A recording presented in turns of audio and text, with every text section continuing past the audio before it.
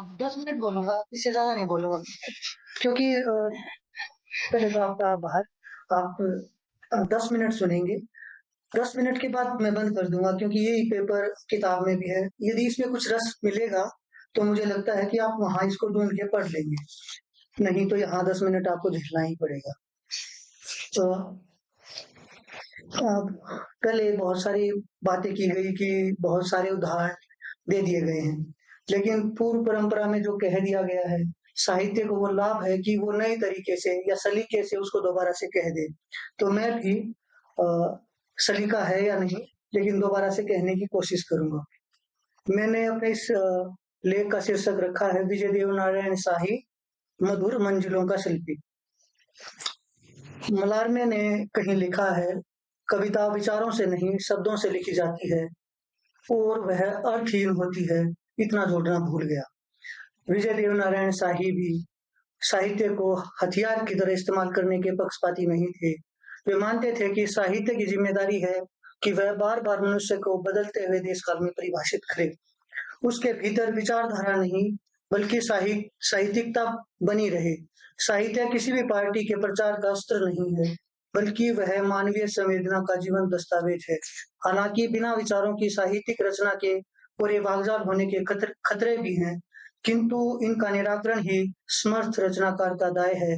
हर दौर में लेखकों पर यह मलार्मीय विडंबना मंडराती रही है, और इस मलार्मीय विडंबना को समझने के लिए आपको विजय देव नारायण शाही जी का लेख है राजनीति और साहित्य, उसका पहला ही उद्धरण, जिसमें वो अलेक्जेंड्रिया की एक जहाँ लाइब्रेरी को जलाया गया है उसका उदाहरण रखते हैं।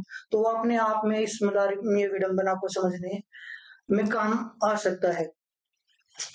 हमारे सामने सबसे बड़ा सवाल यह है कि हम जहाँ हैं वहां से कहाँ चलें।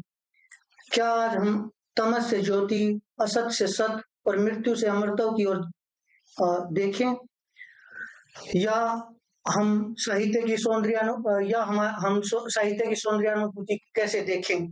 क्या मनुष्य का आंतरिक संसार और उसकी आंतरिक सौंदर्यानुभूति का सूत्र हमारी कोई मदद कर सकता है? शाही का सारा आलोचनात्मक क्रम इसी तरह के सवालों के इर्द गिर्द बारंबार टकराता है।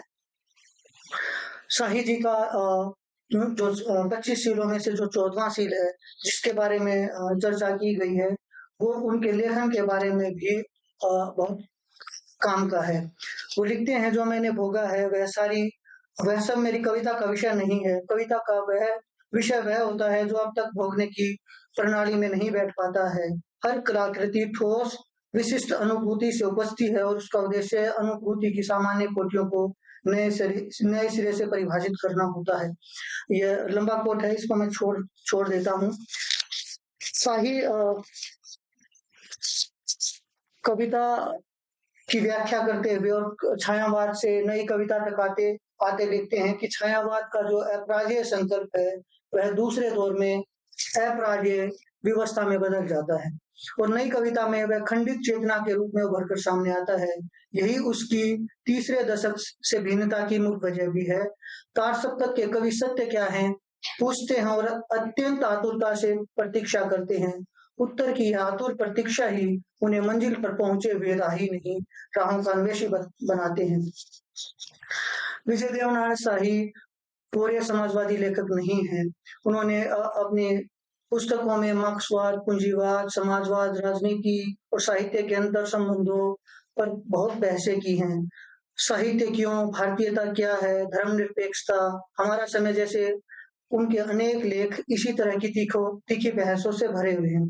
वो अपने एक लेख साहित्य और राजनीति में लिखते हैं कि वर्ग समाज वर्ग मूल्यों को जन्म देता है, और चूंकि वर्ग मूल्य समाज को निर्द्वंद्व आत्मसात नहीं कर सकते, तो अपने अंतिम रूप में वे कभी भी तार्किक या बुद्धिवादी नहीं हो सकते। इस द्वंद्व को न्यायपूर्ण सिद्ध करने या इससे पलायन करने, दोनों ही के लिए बुद्धि विरोधी प्रवृत्तियों का सहारा लेना पड़ेगा। इससे स्पष्ट हो जाएगा कि पूंजीवाद क्यों धर्म को समाज से नष्ट नहीं कर सकता। आज भी हम पूंजीवाद के उपहार में धर्म के संकीर्ण और रूढ़िवादी ढांचे के प्रति जो मोह है वो देख सकते हैं। जैसे जैसे पूंजी कमाने के तरीके अमानवीय होते जाते हैं, वैसे वैसे व्यक्ति के भीतर की धार्मिकता बल पकड़ने लगती है। यही प्रवृत्ति फिर एक वर्ग या सत्ता के पासिस्ट होने की राह खोलती है। दूर सिलिकॉन वैली में बैठे हुए अरबपति भारत की ओर बढ़ते ही बड़े धार्मिक हो जाते हैं। आखिर क्यों? क्या यह एक तरह का क्या देश से बाहर गए लोग अपने देश के साथ ऐसा सलूक करते हैं? यह पूंजीवाद की इस प्रणति से हम समझ सकते हैं।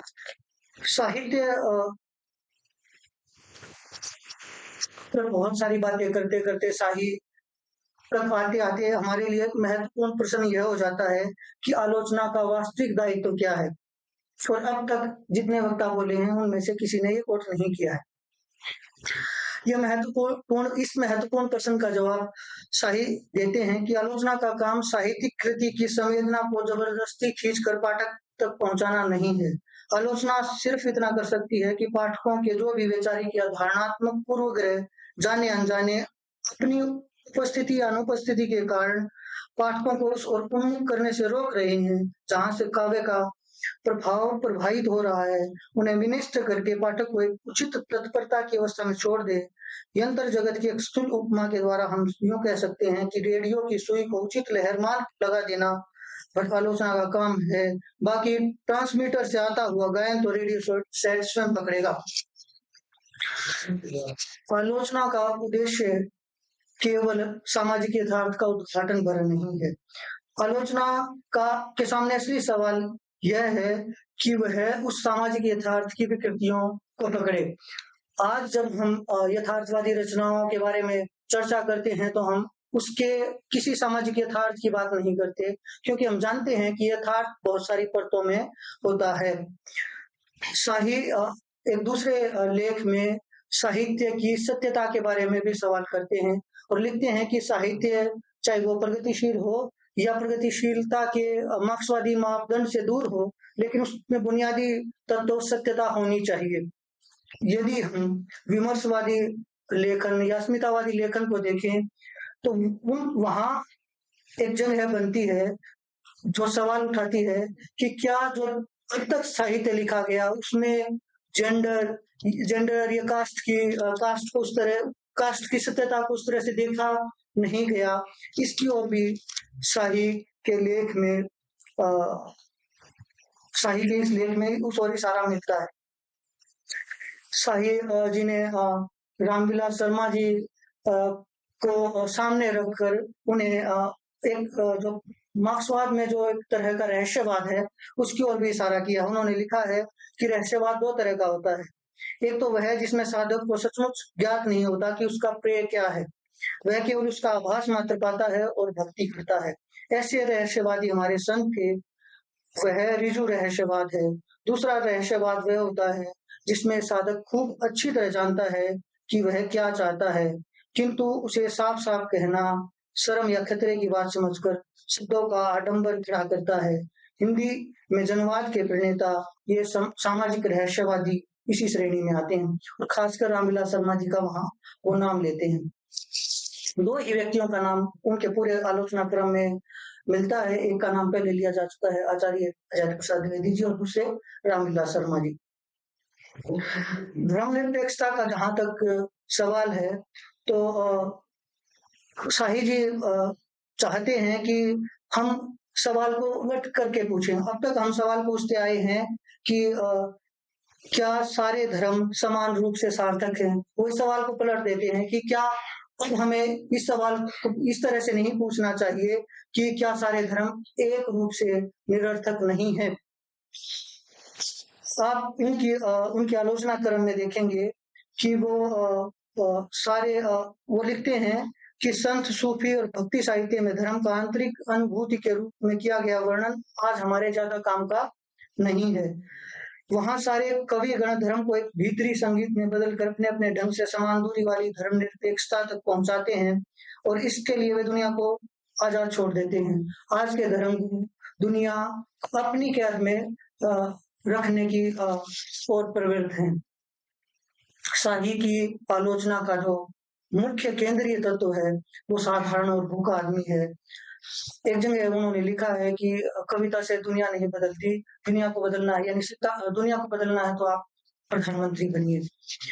एक आखिरी बात कहकर, हालांकि इसमें बहुत सारी बातें हैं जो कह दी गई हैं, जैसी के बारे में भी और बस्तर के बारे में भी, कि न्यूयॉर्क को बनाए रखना है तो बस्तर को भी बनाए रखना है।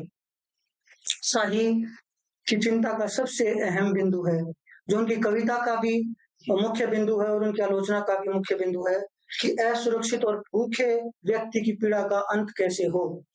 वे लिखते हैं, मैं यह कहूंगा कि जो आदमी 3 वर्ष से खाना नहीं खाए हुए है, उसके पेट में रोटी डालना, यह है समसामयिकता। शाही केवल नारों में प्रगतिशील आंदोलन को खड़े करने वाले लेखक नहीं है। उस समय बहुत सारे कवि नारे भी लिख रहे थे। तो साहित्य के सारे साहित्यिक विमर्श से हम यही हासिल कर सकते हैं। और मुझे अंत में उनकी कविता मानव राग की पंक्तियां याद आती हैं। मैं आज सरल धरती का विलासी, मैं मधुर मंजिलों का शिल्पी, केवल पथ का वासी। धन्यवाद।